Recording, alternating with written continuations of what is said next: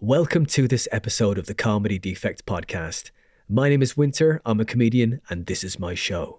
So it went a bit, my show. Went a bit like Conan or Grum. But this is my show, guys. So if you're new to the show, welcome. If you're old to the show, thanks for coming back, guys. And if you don't know what this show's about, if you've listened to it for a long time and still don't know, it's about comedy. It's about talking to comedians about their process, any little bits of information they can give me to inspire you guys, and also gives me fuel for me to, get back to work again. We tip away, but, sometimes I go, yes, that's what it is. That's where it is. That's where it's at. Comedy can get jaded sometimes. It's not like, sometimes it takes more than it gives. I'm telling you that, it really does. It takes a lot, all the hours on the road, but you know what, right? Look, let's stay on the positive side, but, cause I'm probably negative because I can't walk yet. I've told you that before. Yes, I still can't walk, but hey, look, we'll get past this. This too shall pass. But, so look, this podcast is with a fantastic comedian. She's a sister from another mother. She is half Sri Lankan like myself. It is the excellent comedian Stella Graham. And she runs her own podcast called Tell Me About It. And we talk about loads of things on this podcast. It sort of runs away with itself. Sometimes I like to see where it goes. Stella started on the 18th of August, 2008. And weirdly, I edited her podcast on the 18th of August, 2023. Isn't that mad? So yeah, it was a kind of bit of a coincidence. I edited it on her birthday. But anyway, a comedy birthday. But look, she's an excellent comedian, and she's on all the socials as Stella Graham, and it's StellaGraham, and she's stellagraham.com, and on YouTube as The Stella Graham. So go find her in all those places, go check her stuff out, and if you ever see her on bill, you will not be disappointed. She's got some excellent material. She's a brilliant joke writer. Go and check her out. So all the intro done. You can follow me. I'm on Instagram at Winter Dominus. That's WinterDominus. And you can find me. I'm on YouTube, all those places. You can also go to Facebook, like the page, the Comedy Defect page, or you can go to the group and join that, and you can see the podcast come up there, and you can also see the gig dates, which I'll be previewing my show, which is going to be about me breaking my legs and learn to walk again. But some great jokes in there. I've written some really good jokes. A lot of them drug fueled, but look, there's some great jokes in there. I'm off all the drugs now, but some great drugs in there. No drugs. Some great jokes in there. Look, it's like how art was created. Like, all the rock stars, they took a load of drugs. Look at the Rolling Stones. Look how many drugs they took, and look how their music. Well, okay, look, maybe it hasn't aged well. Nothing ages well apart from Mick Jagger. He's kicking ass on the stages these days still. Was he 70, 80 now? I don't know. But yeah, anyway, look, you can follow me in all those places. And if you like this podcast enough and you want to donate, fuck it, why not? Go to Patreon, type in The Comedy Defect Podcast, and donate as much or as little as you feel this podcast is worth. If you don't want to donate, that's okay. Just tell your friend or not, or keep the info for yourself about your favorite episode, or lock it away. Don't tell anyone. Well, it's for public consumption anyway. Look, whatever, do what you want. People are weird. Just enjoy yourself, knock yourself out. Look, I don't want to give you another job. As I say, we've got enough jobs in the world, haven't we? But look, this is episode 112 with the excellent comedian Stella Graham. Enjoy.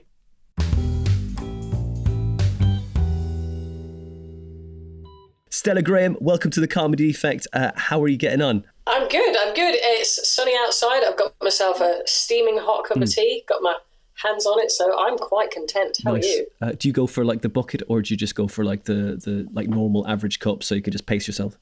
I mean, I do like a decent sized bucket of tea. By the afternoon, I think I might go down to like a more sort of normal mortal size mug. Right, that's cool. So just taper off at the end. I like that.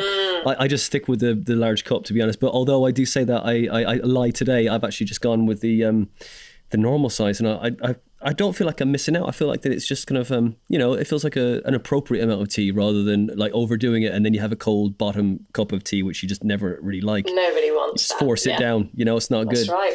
I just bought myself a scales as well because I weighed myself physically. Then I was very, very depressed, and then I was like, right, well, that's it now. I'm weighing everything I eat now, because I saw one guy do it the other day, and I was like, I'm just going to be that guy. It's like, take the scales to wherever, say restaurant, but okay, right, take away. Okay. So did you not own a set of? You're talking about scales, like a set of like bathroom scales or whatever. Yeah, the beginning of the shame and sadness was of course the normal scales, which you can see how much you've just let yourself go, and then the other scales were the one where you're going to continue the self-loathing and destroy your life even further and devoid of happiness completely. I own a set of those scales, but I don't just go by those. They're nice to have. So every now and then you can step on and be like, really? Whereas it depends what your goals are. But for me personally, I like to keep an eye on the Chumbawamba just to see if I've let things slide a little. But I've got a pair of old work trousers that I've had for ages, and they are my benchmark. So if I put them on and they're a little bit loose, I'm chuffed. Great. But if I put them on and they are snug, I'm like, what have I done? Sadness. And then even then, right, you can get a bit of bloating. Yeah. You can just get bloated and be like, all right, what's going on? But the scales, they're tricksy, man. I don't know. I don't know how much you should let them upset. Got one of those ones, the ones, not the super expensive. So the body fat percentage and all that. Yeah, it tells you your blood pressure and when you're going to die. Yeah, totally. Yeah. That's it. How really, it's a sliding scale, isn't it, of misery? But so yeah, I got one of those, and I was like, right, but of course I didn't spend the money on getting the good ones that actually are accurate. I just got the one from China, and I was like, yeah, that should be fine. And then with the app, it's got the app. It should be fine. Yeah, it'd be grand. And then it just absolutely, people that reviewed it went, this makes no sense whatsoever. All these figures are completely, devoid of any sort of actual accurate explanation. But it's just one of those. But yes, I did that, and I'm on the keto again. So no fun, no pasta, no rice, no sugar, no nothing like that. It's just sad times. See, I'm into it. I think I don't mind the old keto because I've experimented with a lot of diets over the years. So you name it, I've tried it. And what I quite like about keto is that you can fry green vegetables in butter and put salt on them. And is there any better way, if you have to eat greens, is there any better way to do it? Oh my God, yeah. The favourite thing, is it broccoli with butter, or what is it? What do you have? Cavolo Nero. What is that? AKA black kale. You can get it, you can even get it at Lidl, to be honest, but you can get it in a lot of the main supermarkets, and it's sort of like regular kale. Can be a little bit, it depends where you get it from, but it can be a little bit woody. This stuff it's softer, and if you just wash it, chop it, whack it in a pan, bit of butter, bit of salt, it's wicked, and that's probably my favourite. A lot of broccoli, a lot of courgette, a lot of that, but again, it's all about either a coconut oil or a butter or olive oil, bit of salt of it. I mean, I did the keto at the beginning of the first lockdown, and it was great. Oh, brilliant. Loved it. I found it healing though. Like I walked with a dog, and I threw the stick, and it kind of bounced back and caught me in the hip, and it scratched me, and it didn't heal properly for ages. I mean, it wasn't like gashed. I wasn't impaled on it, but it was just like, I was like, that didn't heal like very quickly at all. Anyway, so that was that was the first lockdown, and I was like, it was amazing. But then birthday came, and I was like, oh man, okay, well I've got ice cream cake, and it's just not happening.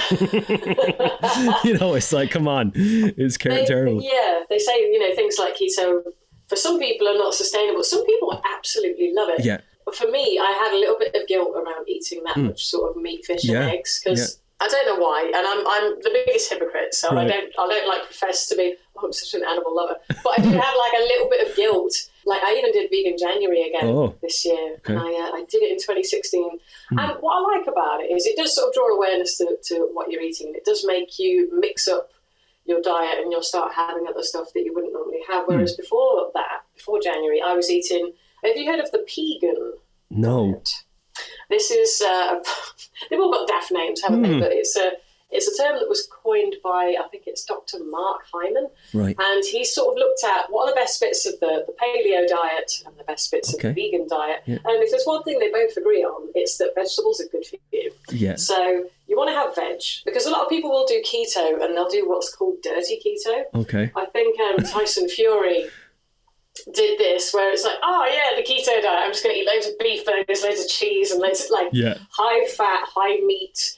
And sure, you will lose weight, but the Pegan sort of combining those two ideas, so you're encouraged to have plenty of veg, and then, yes, of course, meat, fish, less dairy actually on the Pegan. They discourage that, eggs and stuff. But then, of course, nuts, avocados. But I have to tell you, I am a bit of a sucker for halloumi and chorizo. I will have those two. That's a guaranteed once a week dish. I'm having them. Nothing wrong with a bit of squeaky cheese, and I do love a little bit of chorizo. I love it. I do.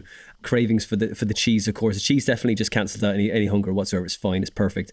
But I did the paleo when I was working shift work, and that was the diet was actually called, before I did it. It was one which was for people who need to lose weight if they've got an operation coming or something like that. Yeah. And it's like it was actually called the Dreadful but Successful Diet. Now, the first day you get to eat, all you eat is eggs. That's all you eat. You get like 9 eggs, right? So you got 3 eggs for breakfast, 3 eggs for lunch, and then 3 eggs for dinner. And oh my God, you're just like, I just can't eat another egg. But I was just about to say, I bet nothing gets moving after that. Oh, you're right. But the next day, but that's right. But the next day, right? The next day you get to like, you kind of flush that out with like whatever it is. It's like greens and like spinach or like broccoli and whatever. And so it's just, and then a little bit of fruit too. So it's just like, it is serious. You do, it strips you down. Stop, start. Oh, exactly. You're right. You nailed it there. It's exactly that. Don't feel good today. You'll be shitting like the buses, mate. You don't see one for days and then 3 come at once. That's exactly right. But you know what? It does shred you completely. It's amazing. But those 2 weeks are sad. You know, fatigue you get, you know, when you're first kind of cracking into it. The fog.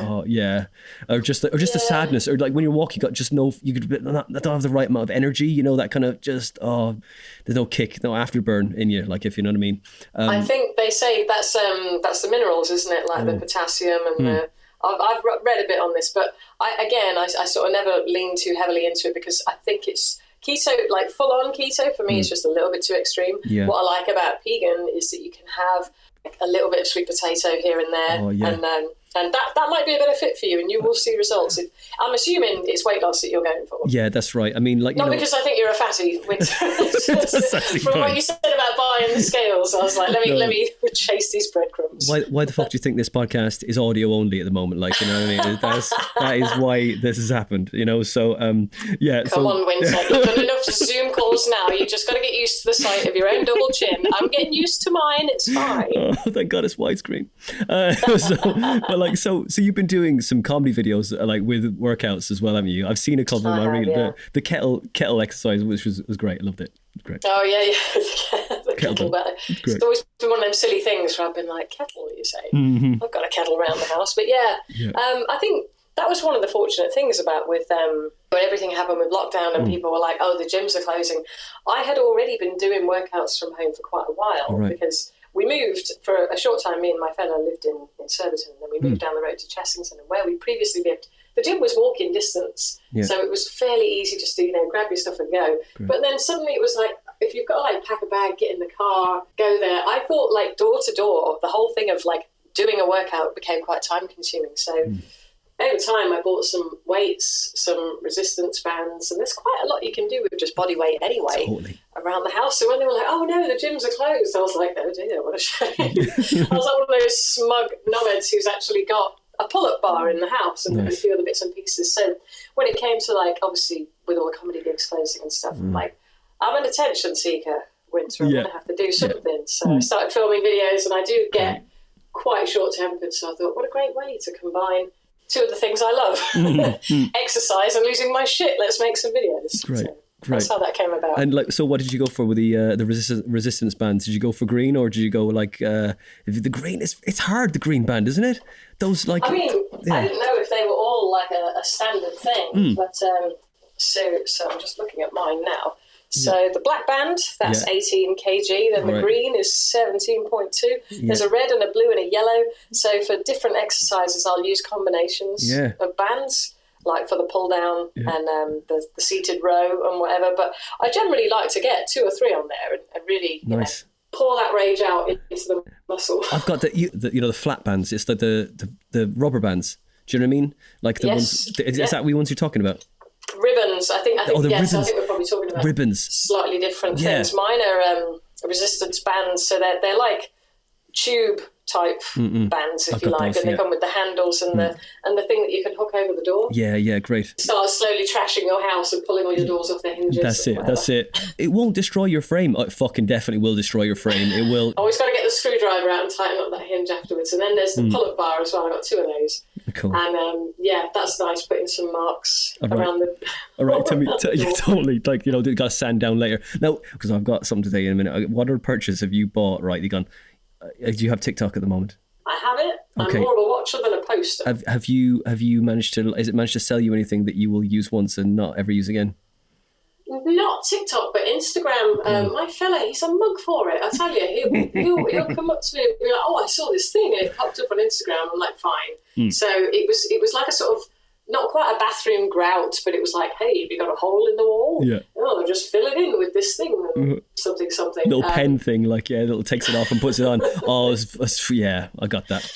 Yeah, so there was definitely one of those, and just every now and then he'll go, maybe we should get one of those like outdoor barbecue pizza oven things. I'm like, you've been fucking looking on Instagram again. He's like, how did you know? There we go.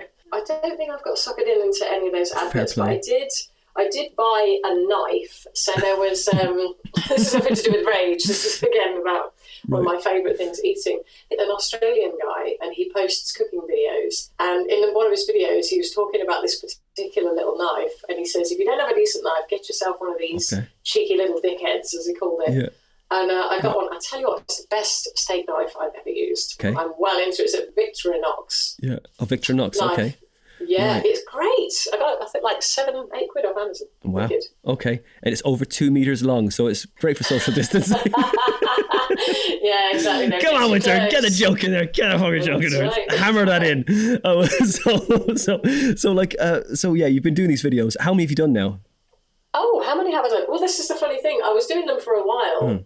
I'm not sure what number I got up to, because then, like your good self, Winter, I started doing a podcast. And I suddenly realised, because as fun as the videos are to do, it's like I've got to write them, film them, be on camera, do the lighting, do the filming, do the sound, edit it all together, chop it up, and then post it. And from start to finish, it was quite a time-consuming process, which I didn't mind too much. But when you're doing it all on your own, it is, it's quite a lot of time, whereas the podcast was a lot quicker, was easier, and also I get to talk to someone else in the process. So I think the last video I did was about Vegan January, and I haven't done another one since. So I'd say for the last 8 or 9 weeks or so, I haven't done one. But yeah, I don't know how many I got up to in the end. I guess it's like, the third lockdown has just been an absolute, it's like 3 strikes. You're like, okay, well, that's it now. That's enough of this shit now. I'm just going to go and, okay, fine. The universe is telling me I should stay under my duvet and just, eat cheese and the halloumi and chorizo. Just stay there. I talk about lockdown. So I was always into sort of low carb eating for a while now, because I always found of all the sort of like food things that I did, that worked best for me. Yeah. But lockdown 2 broke me, and I fell onto the sourdough wagon, and I couldn't hate myself more for it. That's such a sad thing to say. I'm someone who never does bread. I never bake bread, but friends of mine were talking about it, and I was just getting a little bit of FOMO. And I was like, I looked into it, and I was like, oh, that takes far too long. You've got to be kidding me. But then lockdown 2, I was like, oh fuck, I might as well give it a go. Yeah. So you made it. I did. Oh man, I love it. This is like the worst support group ever. So I got on the sourdough wagon. It was tough. It was tough for a while. I was like, I'm not doing bloody banana bread. But that was the weird thing, wasn't it? I think I just thought, if everyone's doing it, I don't want to. Fair. And then, but at the same time, when I realised there was a shortage of flour and yeast, I was suddenly like, well, then I must get some immediately. Totally. It's like, I don't even make bread. Why did I care? Yeah. But I managed to get hold of some flour from there was a little, one of the tiny shops suddenly became invaluable, didn't they, during lockdown? And then my fellow, his name's Tom, his mum, she sent me some yeast in the post. Oh, wow. Like a drug deal. Sachets. Yeah, I know, like knocking about. So I did some focaccia. Yeah, nice, yeah. Bit of focaccia. Early on. If you put that much olive oil and salt in a bread, it can't not be good, right? Yeah, this is true. This is very, very true. And it will keep for a long time as well. Also, not in our house. With the keto stuff, I was like, I'd limit myself sometimes, eggs and soldiers. You want to have eggs and soldiers, you don't have anything to dip in it, right? And you have, what's that brown one? It's a German one. It's I know. Yeah. What's it called? I always forget the name of that one. It's the it's not pumpernickel, is it? It could be, but I know what it's the stuff that makes you go. Oh, no. That's the one I know it it's by. Fucking rye bread, isn't it? It's rye bread. It's right. Yeah. So I had that. Not rye bread, but rye. Rye. That's a very German bread, that one. So yeah, you put it in. It might as well be rye bread because you got to put it in 3 times, and if you don't on the 3rd time get it before it pops out, it just becomes ash, doesn't it? Because it's like it refuses to toast. It just is like, I will not toast for you. I will sit here. You put me in the freezer because you want to keep me for a long time. You've cut me off of my other friends, and you put me in the toaster, and now I'm just going to sit here and burn because I refuse to be toast. You will eat me as bread and nothing else. It's like, and it's not really unsatisfying. But you know, again, that stuff's intense, isn't it? Although if you're doing keto and you're not meant to have bread, have you made keto bread? My wife has made it, and it was pretty awesome. Yes, that's quite popular in this house. It's like a cake, though, isn't it? It's not really like a bread. It's like just with the coconut flakes and flour as well. Is it? So you can make it with 1 egg, bit of butter, 3 tablespoons of almond flour, and then it's a little bit of baking powder or baking soda. I forget which one. Yeah. And then you just mix it all together, put it in the microwave for 90 seconds, and it comes out with that sort of spongy, bready texture of like a slice of bread, depending on what like shape container you put it in. So if you've got like some people I know will put it in like a rectangular Tupperware, and it will come out like a slice of bread. What I tend to do is heat up a frying pan, put some butter in that, a bit more salt, fry it, and that it's wicked, I tell you. So if you are having a mad bread craving, it's not even that hard to do. All right, well I will certainly do that. That sounds so quick and simple. I can do. That's like making scrambled eggs, easy. I love it. Sort of, the omelette challenge on that Saturday morning cooking show. Did you ever see that? No. I think it was Saturday Kitchen. It's like 2 chefs competing against the clock to cook the fastest omelette they can. Yeah. So you've got to like get the eggs, beat them, get the butter in the pan, and try and cook this thing as fast as possible. That is pretty much what I would do before going out the door to a gig. Oh my God. So the train's coming, get the omelette done. Cook it as fast as possible. Because it's like, it's hot, it's fat, it's protein, it's tasty. What's not to love? That's great. No, I mean, I definitely found the difference in energy when I go to gigs when I was on the keto, just night and day. It really felt good, you know. Stella Graham, you're from Coventry, and you are half Sri Lankan, and you have done, if I can count, you've done 8 shows. Is that correct? 8 shows, like fringe shows and stuff. Is that right? Oh, is it as many as that? I feel like it might be a little less because I reckon it's about 6. 6. I think. Did you just change the name? I'm just trying, trot out the same old gags and hope nobody notices. It's pretty crazy, really, because when I look back, I really think I did the first 3 far, far sooner than I ever should have. The first one, I feel bad for people who came to see it, because I'm like, I was just utterly clueless, had no right really to be doing an hour at that point. But such is the way with the open access of the Edinburgh Fringe. If you say, hey, I've got a show, nobody really checks. That's it. So what was your first show? So the first one I did was called, I think that was Karma Comedian. Okay, cool. And so to give you a little backstory, even though I am from Coventry, I moved to New Zealand for about 5 years. Oh, right. And it was while I was living out there that I first did stand-up, because, you know, when you move to the other side of the planet, why not think you're hilarious? Nobody knows me here. Why don't I get up at the comedy club and give that a go? Yeah. So I started in the scene over there. I knew very little about the stand-up scene in the UK. I didn't even know what the Edinburgh Fringe was. Right. Wow. Because coming from Coventry, no one I hung out with talked about it. I don't think anyone in my family had ever been.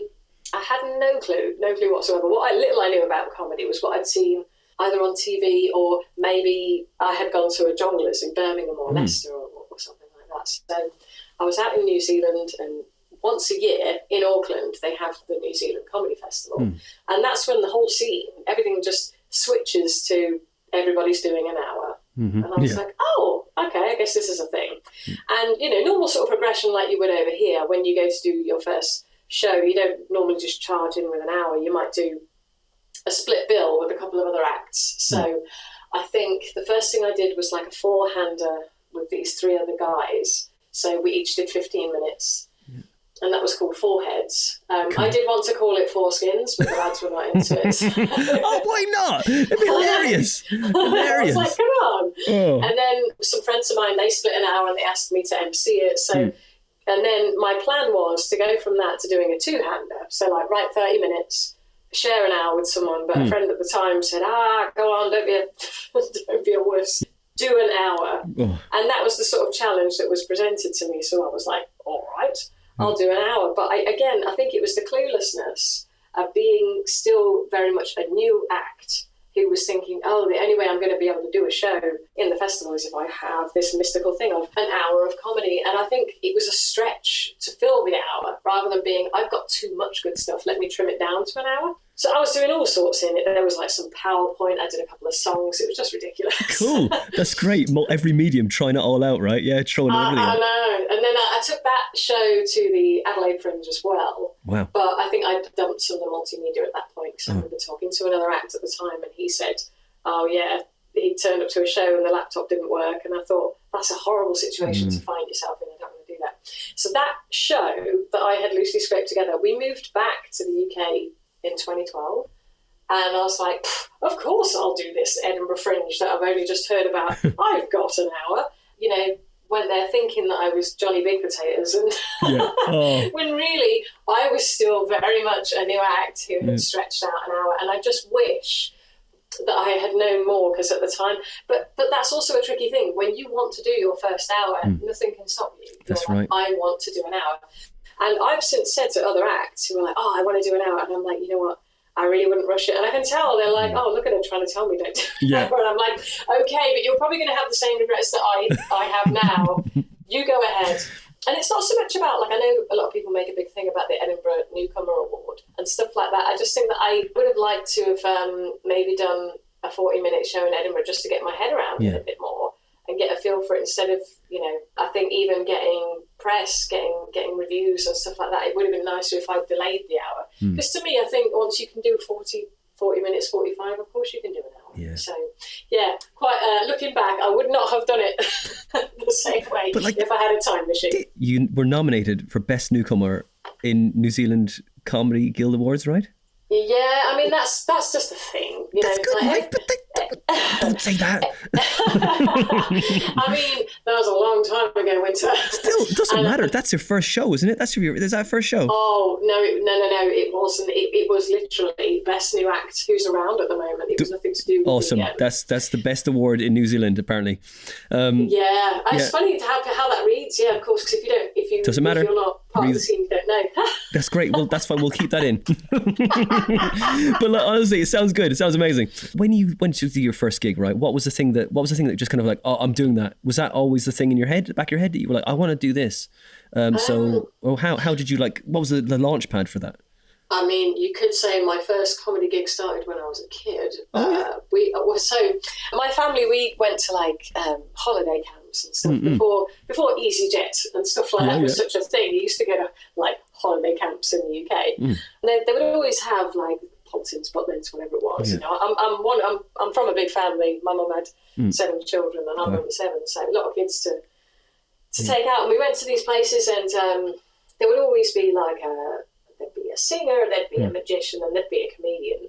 And I always just used to love watching the comic and just seeing how this whole room full of people would laugh. And I think the first time I ever told jokes on stage, I was at school. I think I just got up and said whatever jokes I could remember, because at the time I didn't realise how bad joke stealing was. I was a child. And I just every time then I'd try to think of another one. There was always a bit of me that loved the idea of funny. And then at the same time, there were not many female comedians around at the time, so it wasn't like I saw many. So it never felt like a realistic option. Yeah. But, I'd go to watch comedy somewhere. Again, it was largely places like Jongleurs, and I'd watch and I'd be thinking, I really, there's a big part of me that wants to do it. Yeah. I did think for a long time that I wouldn't be able to do it because I didn't trust that I could remember a set, because I do have quite a bad memory. And then it just came to be that being out in New Zealand, I went along. I was on a date actually before I met my fellow. I was on a date with some Kiwi guy, and it was like Monday night in Auckland. And we're like, what is there to do on a Monday in Auckland? Yeah. I was like, is there a comedy club?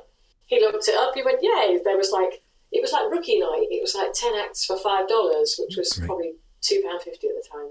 Yeah. So we went along and watched, and I'm not kidding you, Winter. I mean, you've seen a few open mics in your time, but for me, this was the first time in my life that I'd ever seen brand new comics. Yeah, because I'd only ever seen proper professionals. I'd never seen people who were a bit shit. Like, I'm not kidding. 8 out of 10 of them were really, really bad. And I was like, oh, you get to be shit in the beginning. I didn't know that. So I just made a decision. I said to them, how do I sign up? And I had in my mind a plan. I was like, I'm going to go and watch every week for about 10 weeks before I get up and do it. And then by then I met Tom. We were going out and we went a couple of times and he was like, I can't take this anymore. He says, I'm sorry. Like some of the acts he'd recognise them and he'd be like, I'm going to go and wait out there and use my phone for a bit rather than sit through this. And this was before like smartphones were cool. So Snake. Yeah, pretty much. Exactly. So I think it weren't 10 weeks in the end. It was probably after about 3, I said, go on and book me in. Because they didn't have comedy courses. Yeah. You had to do it the hard way. So I said to them, I was like, hey, are there any courses? They're like, nope. You have to learn the hard way, on your feet, up there in front of everybody, not knowing a thing. So yeah, that's how I did my first gig. That's great. That's like just in at the deep end straight away. Brilliant. Oh yeah. Extreme self-esteem like experiences in New Zealand then. Did you do the extreme sports out there too? Yeah, so when I first arrived there, I went on a thing called the Kiwi Experience Bus. It's also colloquially known as the Big Green Fuck Bus. Not that I got involved in any. I think it's the drivers tend to rack up the numbers. But it's like a big coach that goes around the country, stops in loads of different places. I did a hang glide in Queenstown, and I won a prize. There was like it must have been around Halloween. There was a fancy dress competition. And I won a prize, and it was white water rafting, but not in the raft. It was like on a boogie board. Oh my God. What's that called? I think it was called Black Dog Rafting, the name of the company. But they since got closed down, that company. I think someone died. Yeah, they're notorious. They're notorious. A friend of mine went on it as well. I said, like, it's insane. You go there, do that. It's insane. It's so terrifying. And honestly, how was it? I thought I was going to die. Yeah. I was like, this is so frigging scary. Because you've got the board, you've got a life vest and a helmet and flippers. You kick for all you're worth. That water will send you wherever it wants to send you. You know, there were bits of it. Like, I remember one segment, it was called, I think they called it the washing machine, because the water was so rough. I remember I'm clinging onto the board, and the board got sucked out of my hands and then came flying back and hit me in the face. And I remember thinking, don't faint here, don't pass out now, you won't make it out again. So that was pretty scary. The hang glide was wicked, but I didn't do a bungee, and I didn't do a skydive because I'm too much of a wuss. No, that's fair. I think that actual that Black Dog whitewater rafting is a friend of mine did that, and he was telling me about it, and he said it is terrifying, and it's like it's notorious. Yeah, he did it like 10 years ago, but it's you know, that's when you got to go. But fair play for doing it. It is one of the. I didn't choose it. I won the prize. Like, there's no way I would have gone, oh, this looks like a bit of me, but also there's that bit of me that's like, I've won it. Yeah. It's free. I'm not fucking give it doing away. it. Yeah. Exactly. That's right. Yeah, right. Nice. Did you manage to get any material out of those experiences? Do you know, I don't think I ever wrote about doing... The one thing I remember from the hang glide is that you get to film yourself doing it, but I think I must have been pretty scared at the time. And I don't know why, but for some reason my mouth, like my front teeth, I think my top lip managed to like suck itself at the top. So I'm just looking around the whole time. I'm doing the face now, and I know you can't see it, but if you imagine the face, you know, when you really like push your top lip up right to the top of your gums, and I'm looking around, and I saw the video. The guy was, here's the video, and I can see I'm like a beaver. What the hell? What am I doing? Is it like because the air was forcing your top lip up? Is that what it is? I don't know if it was that, or if just in sheer terror it had gone there and I hadn't realised. And I'm looking at the view thinking, this is wonderful, but having no awareness of like, oh, you look pretty stupid right now. So I do remember looking at the video thinking, well, I'm never going to play that again. That's not cool. Not a cool picture for my Facebook. But yeah, that's cool. But so when you went up there on stage, do you remember the date exactly? Do you remember your birthday? I have a feeling it was August, I want to say the 18th, 2008, but that might not be right. It's around then, because I knew that I had booked a holiday straight afterwards in Thailand. And I remember thinking, if I bomb, like I absolutely die on my hole, I'll console myself on a beach with a bucket of Samsung whiskey and Coke and, you know, some prawns and whatever. So it was around about then. Like, do you remember your first joke that you told? I don't know if I remember the first joke. What I do remember from that set was I had said to Tom, don't tell anyone I'm doing it, because I don't want anyone I know to know. I don't want to see anybody that I know in the crowd. And in the run up to doing it, a couple of friends had come with us to watch this Monday night show and everything. And that was that. And then when it came to me doing it, I was so frigging nervous because I've not been on the stage since like the school nativity play. And, smashed that. I mean, that was smashed it. I gotta say, closed it. Brilliant. Best gig ever. Zenith of your career. Yeah. Crowd surfed off. It was everything you dreamed of, right? That's it. And then one guy died, but he came back again. It was okay. It was all right.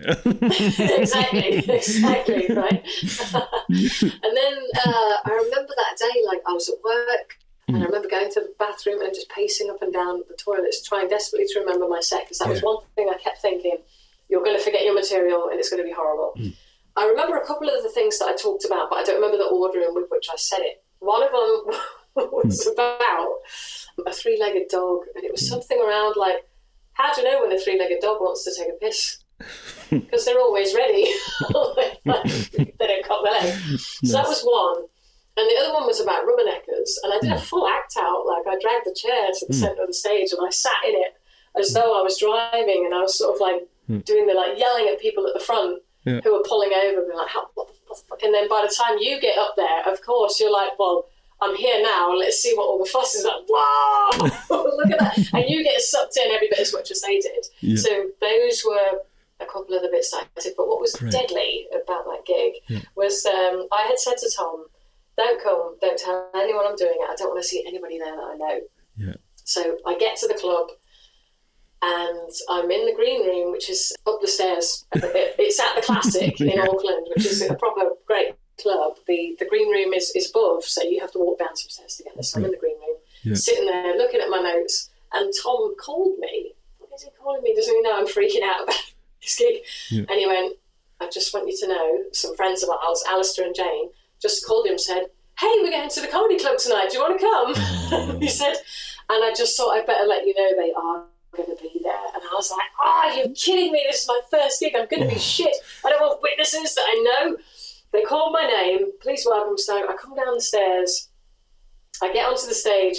The lights are so bright. Like, it's my first time in a spotlight. And believe me, my school nativity play did not have the level of lighting of a professional comedy club. So, of course, you walk out like, oh, my God, blinded by the lights. Yeah. And then I get to the mic, and I'm so in my head of thinking about what I have to say, I can't even hear properly. It's like, you know, when you pick up a seashell and hold it to your ear? Yeah. So like both ears, so like I'm blinded, I'm kind of deaf, and like all I can see in the pool of the spotlight, front and centre of the audience, are Alistair and Jane, our friends.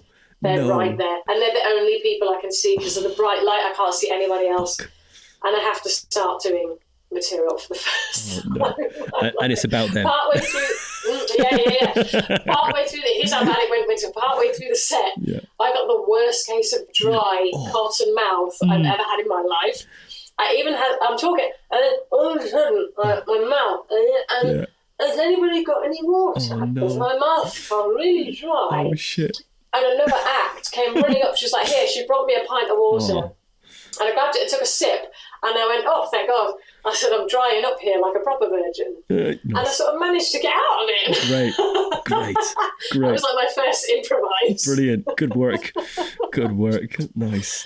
But that was sheer terror. And what I thought was weird was how you couldn't see and couldn't hear. I think it took about 3 gigs before I could actually see beyond the spotlight and actually hear laughter. Yeah. As you say, when you can hear shells and stuff, it's like I can hear my blood. This isn't? Am I actually? Is it coming out my ears now? Because I'm not sure. What's happening? Can anyone see? Am I dying? It's like literally, and it's like classic as well. Those lights are really hot, aren't they? You're like, oh God, it's really hot up here. Is anyone else hot? Yeah. Okay, you're burning up, mate. That's funny. That's great. Look, that's a brilliant story. I don't know, a shocker on the subject of it being hot on stage, and I remember this. So I've been doing it a bit longer by this point, but I'm still like a relatively new act. And it was St. Patrick's Day, and I'm wearing a green shirt because, why not? Representing. I like that. Representing. And I don't know what was wrong with me that day. I didn't think I was ill, but I think I must have had something, like a fever or whatever, but I would never cancel a gig. I will happily go to the club and infect you all. But I can cut this out. I can cut this out. It's fine. I'm reliable. And I remember going up and then getting incredibly hot on stage, like uncomfortably hot.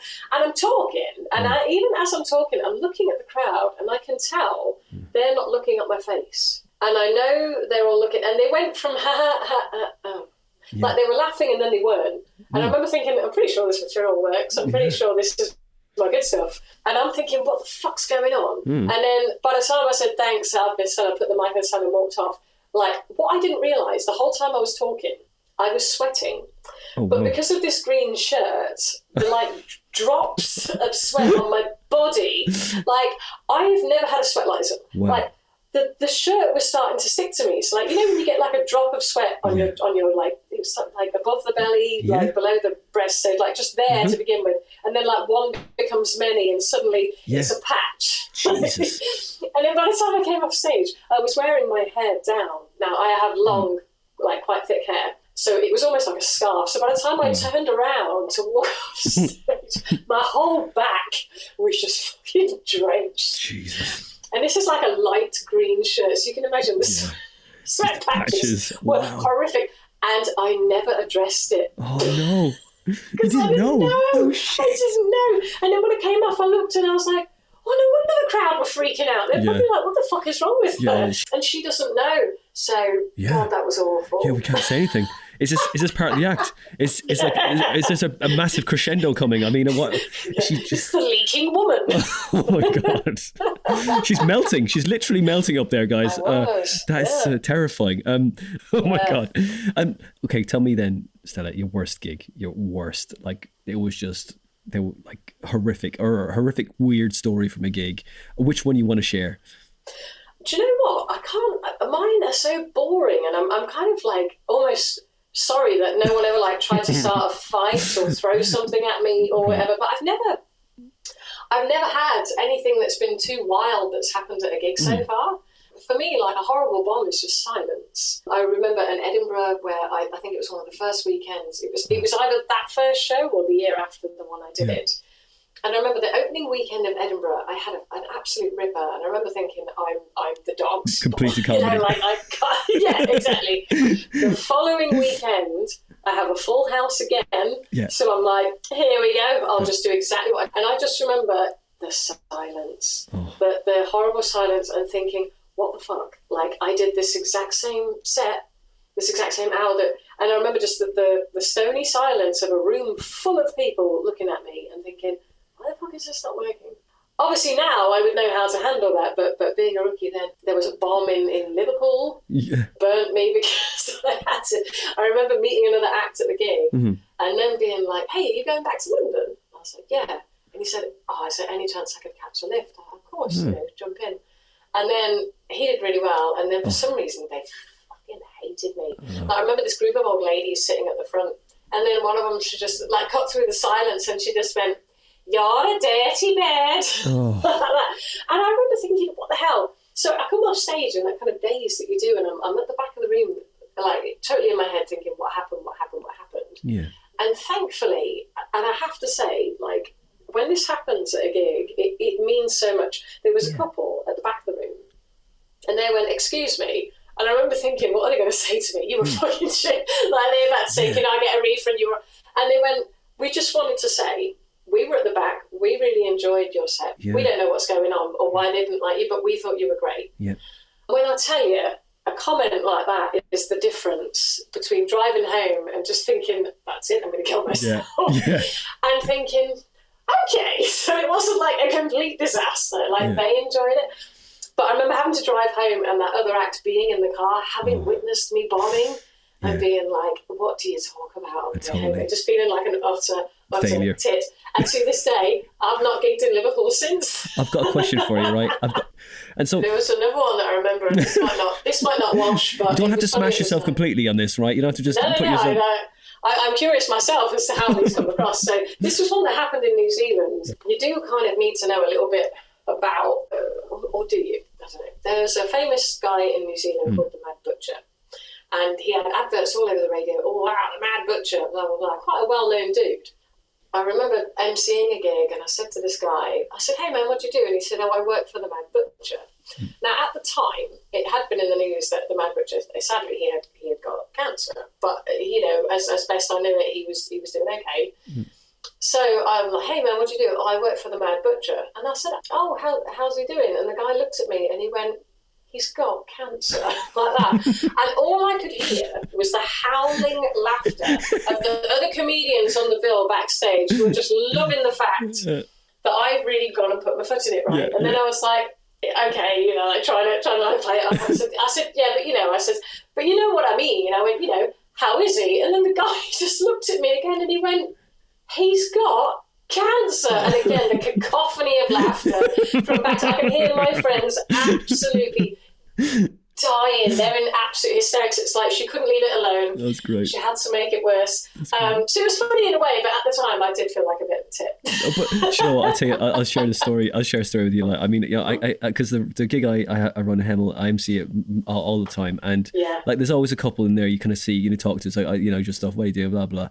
But like I've kind of develop like a, you know, everyone knows what's going to come next, right? Anyway, there was this guy sitting next to this woman, and I was like, oh, who's this? And like he was considerably younger than this woman, and I of course made an assumption, and I was like, oh, that's a good idea, Winter. So I was like, is this your son? And I was like, no, that's my boyfriend. But usually I just bat it off, you know, I'd be like, yeah, it's fine. But because I'd fully gone in with that assumption, my brain went, you've got fucking nothing, Winter. You are such a dickhead.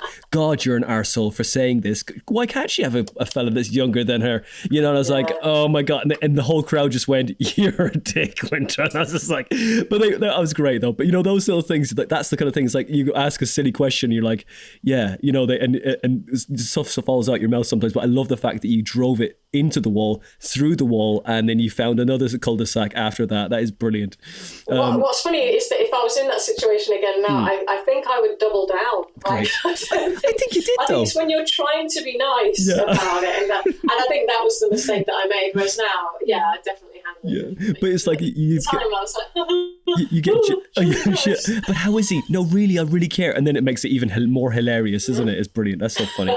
But I mean, now you're such we're such shills that you just go, well, I'm just going to reconstruct that and pretend like that's what I meant, and now I know how to deal with this new situation, which is brilliant. What a lovely fluke though. That's great. And by the way, all those stories, 4 stars Fringe Guru, and laugh a minute Fringe Benefits, Adelaide Fringe, by the way. Stella Graham. What is your favourite show you've written? I think the last one that I did in the Edinburgh Just Gone was fun. That show was called Sneaky Little Bitch. Yeah. Of course, nobody came to review it. Of course. Why wouldn't all the people come to the first worst show that I did and then not to the later stuff? And the one I'm working on now, which would have been last year's show, I'd say that's one of the good things about doing stand-up. It's sort of like you do get better at it year by year. And I think I can see the improvements year on year of the things I'm learning and getting better at and stuff. So I think probably last year's / what this year's one would be the favourite. There's like little nuggets and bits and pieces of shows that I enjoyed in the way that you'd look at a music album and say, I like that track. Yeah. Oh, that was a good bit or whatever. But for completeness, I think the Sneaky Little Bitch and this year's one, Undercurrent, when it's finished. It's your new skin, like it's like your new suit that you wear. It's like, oh my God, I love this jacket. This is the new thing. This is me. This is more me now. This is fully me. That's These great. These are my new lockdown sweatpants. Yeah. and slippers. Was it right. So? Did you love doing roasts as well? Is that right? I do enjoy a roast battle. I've got the evil in me, Winter. I love it. Great. You know, if somebody wants to throw down, I'm down. Love it. Love it. Have you done the roast battle UK as well? It's only been with Roast Battle UK. Brilliant. Yeah, I think most of the stuff I've done. Amazing. Callum and the guys, it's always a laugh, isn't it? Oh, it's great. I managed to do the one with the Scots Roast up in Edinburgh a couple of times, and that was the most fun I've had at the Fringe ever. It was brilliant. Oh my God, it was so fun. It was like, I can finally let loose in here. This is wonderful. And such a great crowd as well. Who did you roast? roast? Anyone know? I roasted Bemasio from a guy from Canada. I think it's Bemasio Adeo. That's what I think he's from.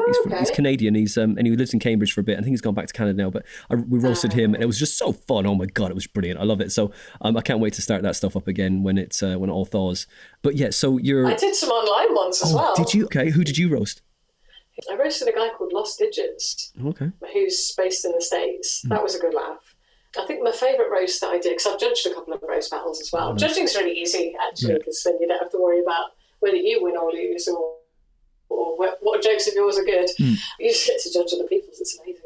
But I think my favourite one, I roasted in Edinburgh my friend Marco De Pinto. He's a good mate of mine. Right. And we give each other shit all the time anyway. So it's like all the horrible, nasty shit that we say to each other on WhatsApp, we can like say in front of a crowd. He was probably nervous because Marco is more of a promoter than a comic himself, and he'd say that too. So I think he was a bit nervous, whereas I'd already done one at that point. So I'm like, I'm so ready for this. Great. And, just a bag. It's so fun roasting someone that you get on really well with, who won't take any of it too personally. So I did roast someone else, and ever since that roast, this was someone I didn't know very well. And whenever I've seen him since then, I've always felt there's a bit of tension. I'm like, did I go too far? Did you win? Did you win the roast? I did, but I thought, whereas with Marco, I knew I could say the worst things I could possibly think of, and we'd still be great mates at the end and hug it out and laugh it off. Brilliant. I do remember that being a particularly fun night. Oh, great! That's brilliant. It's such a fun thing if you can take it, and it's really lovely to see. You just see who the person really is on stage, don't you? How much they can take. It's like that really is character revealing. I think the roast. I'll tell you another good fun show to do up in Edinburgh that I really enjoyed. David Sonos runs it. It's called the Drunk and Heckle Show. Oh my God, what a laugh that is. Totally. It's like you can get up on stage and do material if you want, but the crowd are actively encouraged to heckle you. That's the story going in. Now, when he first told me about it, I thought, this sounds horrendous. Yeah. But I'm into it, let's give it a shot. And surprisingly, the crowd are quite nice. And when they do heckle you, it's nothing like the heckles you get at the roast battle. Like, nobody says anything that brutal, but it's like a fun heckle. Yeah. And I would absolutely sign up to do that show again. That was so fun. Yeah, I did that a couple of times. It's really fun as well. Yeah, I loved it. Loved it. So fun. Yeah. It's just, I say, just having a bit of a laugh, isn't it? That's it. Just people throwing stuff at you, just see what you got back at them. It's really fun. Yeah. Really fun. There's no maliciousness unless they bring it on themselves, isn't it? Equal and opposite, right? That's it. You've been doing your own podcast as well. Was it Stella? Was it what's it called? Tell me about it. Tell me about it. That's it. How did I not remember that? So it's like, tell me about it, right? So, and like, how many have you done now recently? I think I just released episode number 9. Oh, nice. And I'm doing them once a week. Like, well, a couple of years ago, you did an acting course, the Meisner technique. How was it? Does it help you with everything? I mean, so I don't know why, but I always tend to like sign up for things not really knowing what I'm letting myself in for. I don't tend to research heavily. I just go, someone told me that might be good. Let me just walk into that and see what it is. And what it started out as was like a sort of once a week drop-in acting class in London that I found. And I thought it was just casual. You just drop in every now and then, learn a bit. But then I realised that a track that you could follow where there were modules within it that you could complete and sort of landmarks. And I don't know what I really expected from the beginning. I sort of thought most of my favourite stand-ups can act. Is this not a bad idea to learn? Yeah.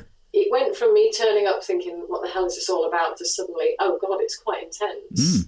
Because I remember thinking, what is it? What have you got to do? Like learn lines and then learn how to say them? But no, it was like an absolute emotional headfuck. Oh, God. It was like an absolute overhaul of everything.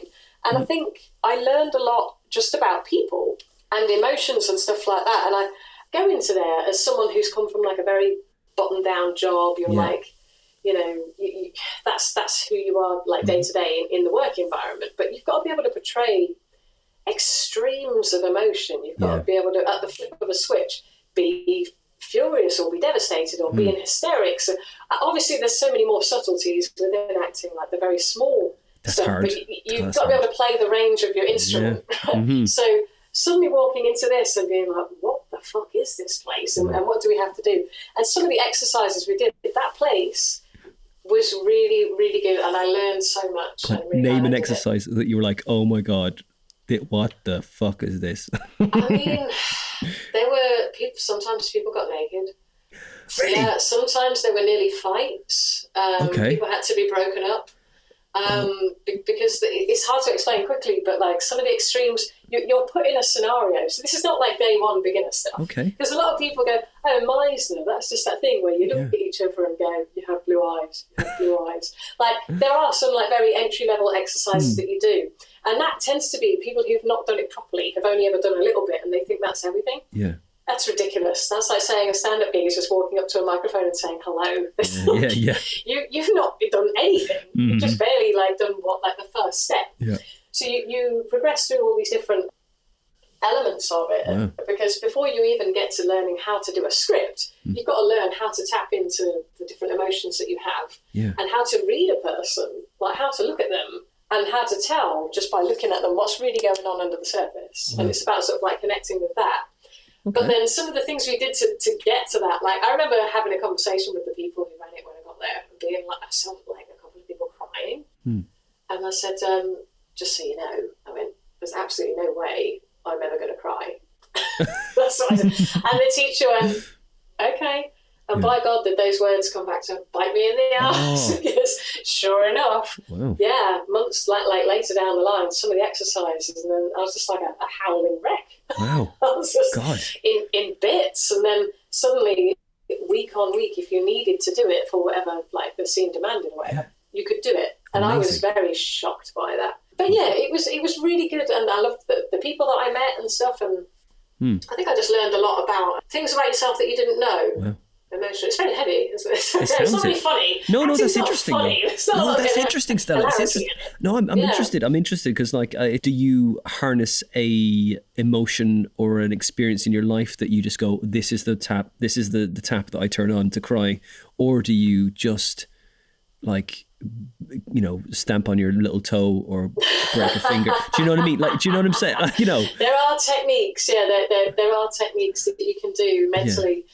So that if you pick up a script and you've got it still takes a bit of work. You know, you've got to work your way through the script and really pull it apart. I'm not so good that if you just hand me some just immediate from there. You know, it's a little bit more complicated than that. But I had to record a monologue for something recently, and I was like, okay, let's go through the steps, and then sure enough, you know, find your way to it for whatever it is you need to do.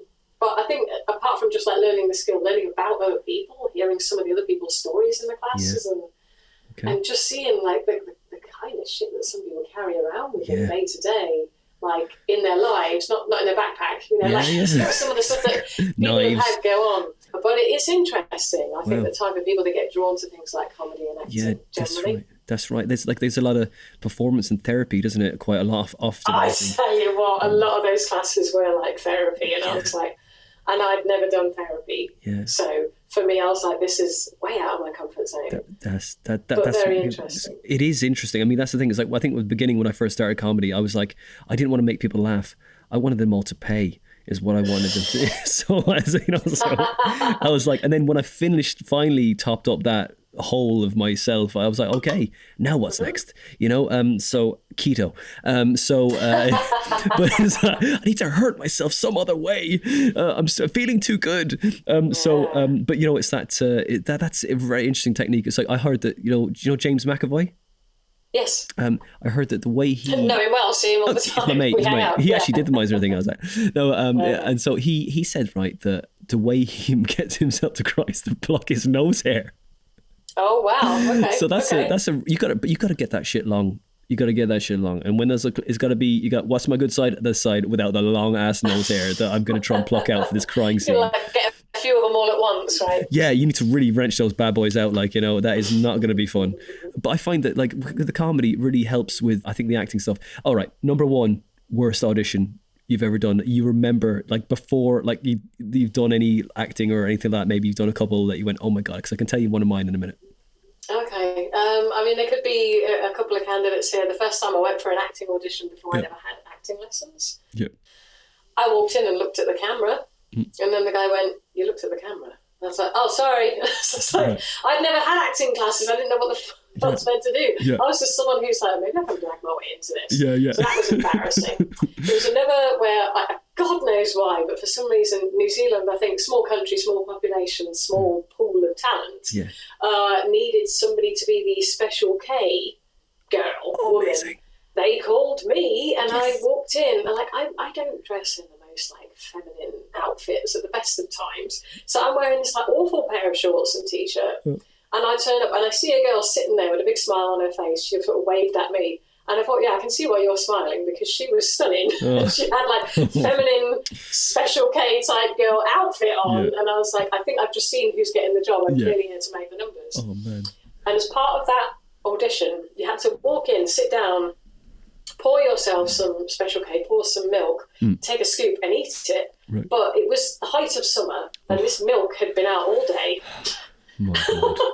And I don't really eat cereal that much, so I'm pouring this warm, going off milk and trying to get a spoon of it into my mouth and act like it's the best thing ever. Oh no. Not that good an actor, Winter. Not easy. So I tell you this. All right, get that one. I get that. All right, I totally get that. I was the same as you right at the beginning. I was like, I tell you, I might be able to blag this acting thing. I think I should be able to smash this.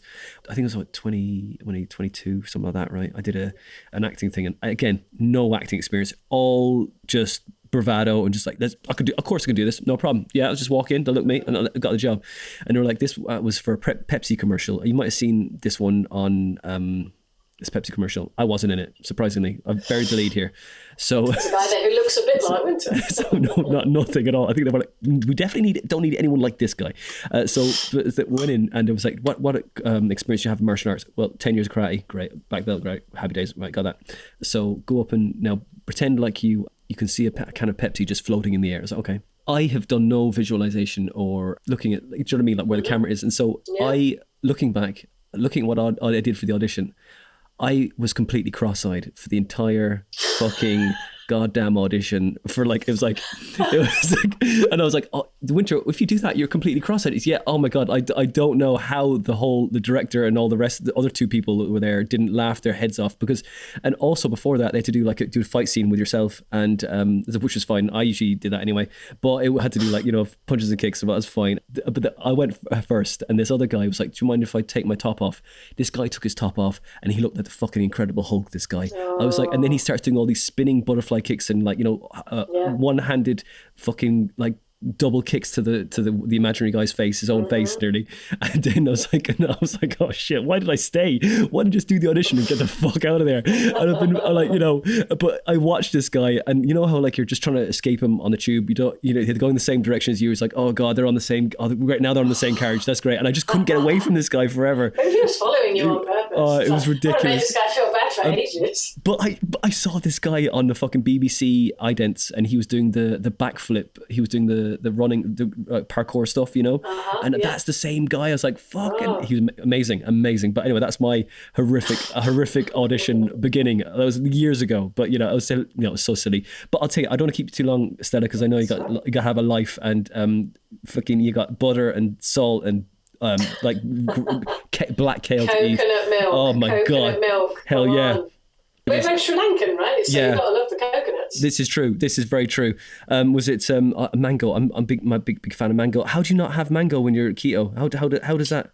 I just don't buy it. Oh God, it's the. I buy raspberries. I get frozen blueberries are quite good, because if you keep them in the freezer, you haven't got to worry about them going off. Yeah. And I think sometimes they can taste a bit better than I think fresh. So too. Yeah. But berries are the way. Yeah. Failing that, look, I say 80% good, as much as you can. Chop up an apple, put some peanut butter on it. That's nice. Yeah. Oh yeah, totally. But okay. Oh, peanut butter and apple. I never had that. That's new. Yeah, I buy peanut butter by the bucket. So Me it's too. Like a kilo tub. Yeah. Great. I think I've got a tub of almond butter as well, and because it's lockdown, I'm probably going to have a go at making some, because really it is awesome. just roast and blitz some nuts in a food so process. it's like, do you get the crunchy? It's got to be done because it takes longer to eat. You got to okay, right? Just mini breaks. Okay, right. Question before we go. I got to ask you this question. I ask everyone who I have on the podcast this question. As a performer, a comedian, what do you see yourself as? It could. Did you model yourself on anything before you went up there, or is there? It could be an imaginary thing, a job, a person. when you go up on stage? Do you have any of this thing, a model of something in your head? It used to be that I thought it was just me going on stage, whereas now I see more as in that is the character of Stella on stage. Because I think for me, it makes more sense to separate out. Because sometimes I think when I'm me, I might dick about a bit too much, or like, I don't know, be a bit too more flaky. But I think it's sort of like trying to craft and be the sort of comic that I want to be. Right. Then I think of there's the me off stage, and then there's the character of Stella. Okay. For this question, I've had jobs. Some people say they're PCSOs. Some people say they're IT technicians. Do you have like a job in mind that you could possibly potentially be in this role as a comedian? Like, you know, when you're with the audience. When I'm on stage. Yeah.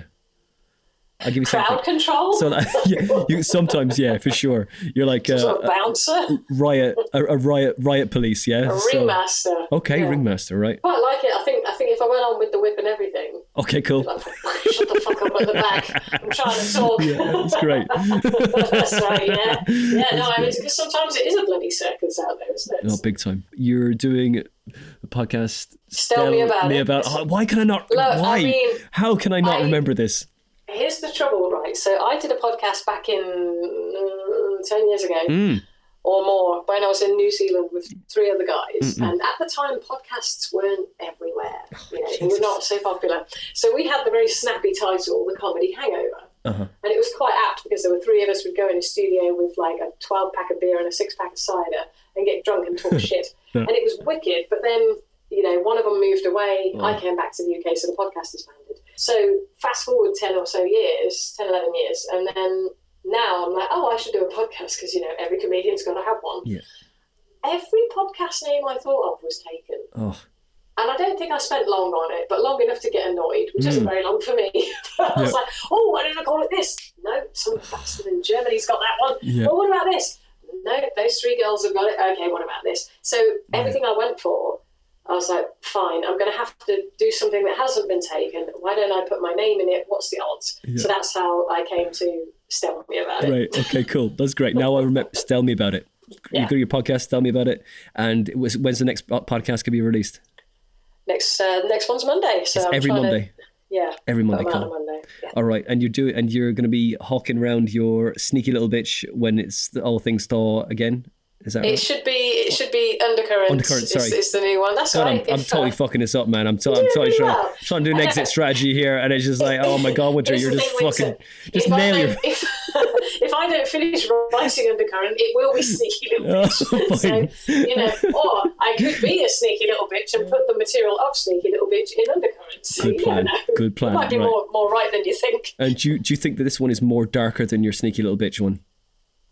I do. I think, yes. Great. Yeah, I do. Great. I've been, because I did clean the last 2 years, and now it's my black heart is finally free to roam. You can't deny it forever. You can't. It's in there. It's like everyone's like, oh, this guy's lying to us. He's too happy. Like, this is bullshit. This is not the fucking case. And so we've got to let it out. I actually did the Leicester Comedy Festival on Zoom. Oh yeah. I did an hour long show on Zoom. Never done that before in my life. How so I'm hoping normal shows will come back. Do you know what? It was good fun. I had done shorter spots. I'd done, 10, 15, 20 minutes, whatever, on Zoom. What I did partway through the hour, sort of 35, 40 minutes in, I switched to my iPad and took a little wander around the house with the crowd around the house and just did some stuff in the kitchen, did some stuff in the lounge, then came back to the laptop. And it was just nice just to sort of mix it up and break it up because I think people can get a little bit of Zoom fatigue. Yeah, that's a great idea. That's a great idea. I like Izzy Lawrence helped me out with that. She told me other acts who were doing an hour were using a second camera. Oh. And at the time, I was like, the best way for me to do that is just to switch to the iPad and go mobile for a bit, which I did. And it was really good fun, especially as I was heading back to the computer and then I dropped the iPad. So so it was a really lovely cut, fade to black. Just how we rehearsed it, Just you got Tell Me About It coming up on every Monday, and you are just writing the shit out of that Undercurrent. So when it all thaws, that's great. And where else can we find you? Where else can you find me? I mean, I'm on Twitter and Instagram at Stella Graham. On Facebook, it's Stella Graham Comedian. I own StellaGraham.com. So, God damn it, if you can't find me by putting Stella Graham into Google and maybe comedy, well, the YouTube channel, I think it's youtube.com/the Stella Graham. So I'm a little bit obsessed with getting my name into my handles. I like that. That's a good idea. Fair play. It's got to be done, isn't it? Where else are going to find you? Apart from, it's branding. It's all about branding. I feel this has been a very one-sided conversation now, Winter. I feel like I didn't ask about you at all. Hey, they've already heard about me. They don't care about me anymore. It's all about the guest. It's been a pleasure talking to you about little tips about keto as well, trying to make myself, give me a bit of joy in my life too. It's been great to talk to you, Stella. Always pleasure seeing you at gigs, even though you don't believe that I'm half Sri Lankan. I love that. I love it. I know. Yeah. I was like, she's going to fucking rail me. By the way, my brother looks a lot darker than I. So, but it's all true. I need a picture of my dad to show you the next time. But I was going to say, I'm pretty sure I've already told you this before, but I'm half Sri Lankan. That's and right. I did a gig once years ago, before Ramesh was the big name that he is now. Yeah. And he went on years ago before he was a big name, and then I went on after him, and I mentioned being half Sri Lankan, and I could tell the crowd were looking at me going, no, you're not. We've just seen a Sri Lankan dude, you lying bitch. Yeah. You know nothing like. Yeah. I know how you feel. I know. I mean, it's like we should all go up together and go, like, I'm half Sri Lankan, and they go, well, you don't believe me? Well, look at this guy. This guy's half Sri Lankan as well. It's just a DNA test right there and then. That's what would have to happen. It. But yeah, that's it. But Stella, thank you so much for giving me your time for the last hour or so. It's been an absolute pleasure to talk to you. Thanks for having me. I've really enjoyed it. Cheers, Winter.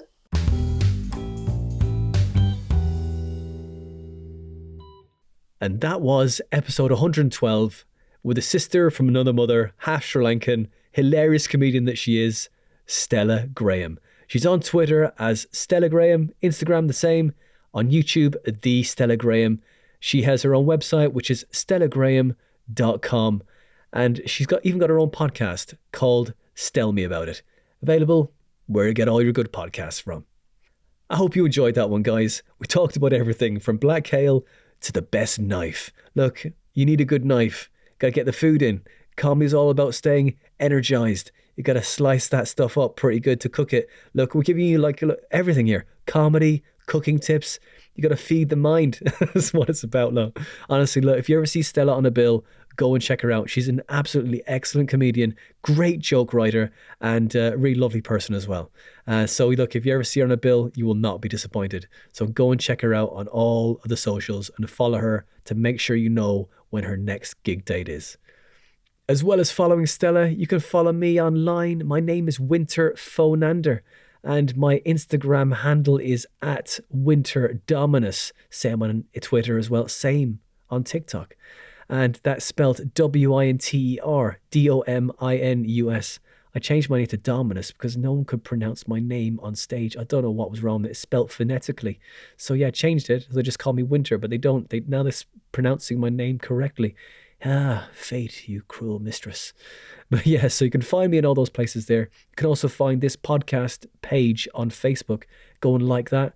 Or you can also join the Comedy Defect podcast group, and you can find the podcast popping up there, and also gig dates when I'm gigging more. But there'll be preview dates coming up on that for my show that I'm writing about, breaking my legs. So yeah, I'm getting there. I'm slowly getting there, and I will keep you updated on the walking mission.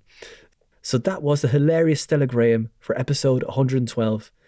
Next month we've got somebody who's directed over 100 shows. Performed to over 2,000 people, helped numerous comedians build their Edinburgh shows. She's excellent on structure and narrative, and just a great comedian. That's at the end of May, the last Wednesday of the month. We've got the excellent comedian, Rachel Krieger. See you then.